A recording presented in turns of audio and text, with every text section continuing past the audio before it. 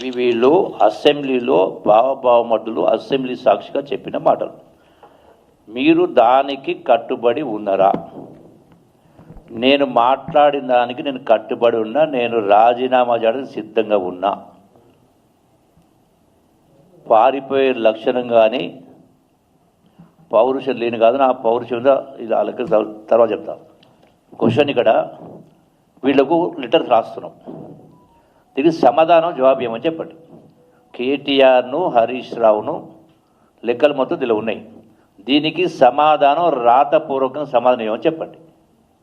Harish Rao, KTR and KCR మీకు వీటిని WhatsApp ద్వారా, సీల్డ్ కవర్లో పోస్ట్ ద్వారా, ప్లస్ మీ మెయిల్ అడ్రస్ నాకు వాట్సాప్ పెట్టండి.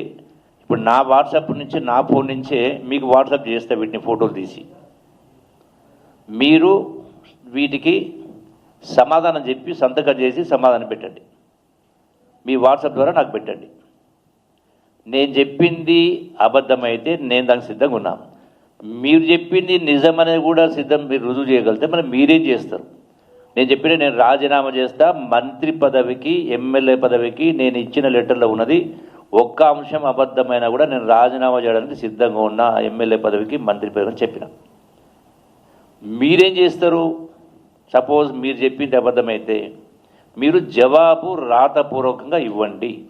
నేను మళ్ళీ చెప్తా ఉన్నా, నా వాట్సాప్ ద్వారా మీకు పంపిస్తా, సీల్డ్ కవర్ ద్వారా పోస్ట్, రిజిస్టర్ పోస్ట్ పంపిస్తా. అటుగే కేసీఆర్కు, కేటీఆర్కు, హరీష్ రావు మీరు కూడా మీరు చెప్పేటువంటి ఊకదంపుడు ఉపన్యాసాలు మానేసి మీరు సమాధానం చెప్పండి స్పష్టంగా చెప్తా ఉన్నా. నిన్న కూడా నేను స్పష్టంగా చెప్పిన ఆ అంకెలు కూడా మీ పత్రికలు వచ్చినాయి. దీన్ని కూడా మీకు పంపించి ఏర్పాటు చేస్తారు టోటల్గా. అంటే మీరు ఏదో మాట్లాడేసి అసలు దానికి జవాబు చెప్పకుండా మీరు ఏం చేస్తున్నారు? ఇప్పుడు మీకు వినిపించిన 3,50,000 కోట్లని కేటీఆర్ అంటాడు, 4 లక్షల కోట్లని హరీష్ రావు అంటాడు, ఎవరు మాట్లాడాడు. మిగిలిన లోన్లు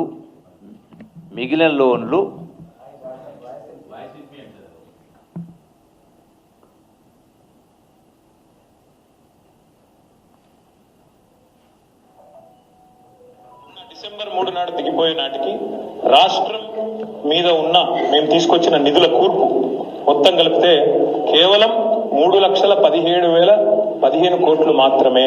కేవలం 3,17,015 కోట్లు మాత్రమే. అధ్యక్ష, మేము చేసిన నికర 3,85,340 కోట్లు మాత్రమే. 3,85,340 కోట్లు మాత్రమే.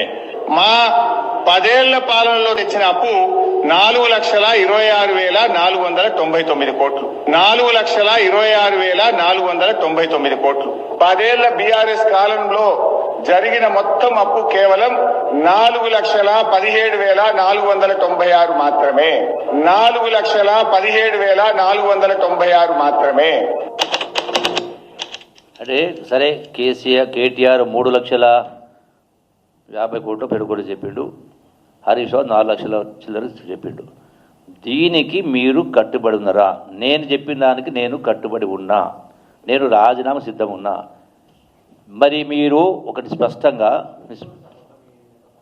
మొత్తం 8 అప్పులు బకాయిలు మొత్తం కలిపి 8,21,000 కోట్లు. అప్పులే గ్యారెంటీ అంటే 4 రకాలు. ప్రభుత్వం తెచ్చిన అప్పు FRBM 3,89,000 కోట్లు, గవర్నమెంట్ గ్యారెంటీడ్ లోన్స్ ద్వారా తెచ్చిన అప్పు 1,27,000